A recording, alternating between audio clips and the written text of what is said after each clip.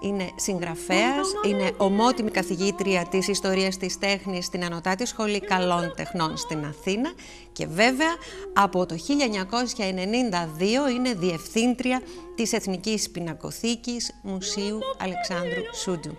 Πρόσφατα είχε και σύντομη θητεία ως Υπουργός Πολιτισμού. Η τέχνη ανήκει σε όλο τον κόσμο και ιδιαίτερα ανήκει στον απλό κόσμο.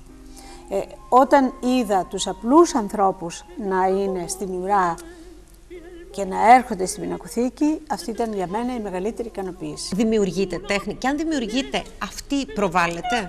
Έχουμε πάρα πολύ υψηλή τέχνη, εξαιρετικούς καλλιτέχνες, ζωγράφους, γλύπτες, δημιουργούς. Για να μπορέσεις, ας πούμε, μια περιφερειακή χώρα όπως είναι η Ελλάδα να τη βγάλεις προς τα έξω, πρέπει να χρησιμοποιήσεις ως όπλο τον πολιτισμό και την παράδοση εκείνη που είναι περιζήτητη έξω.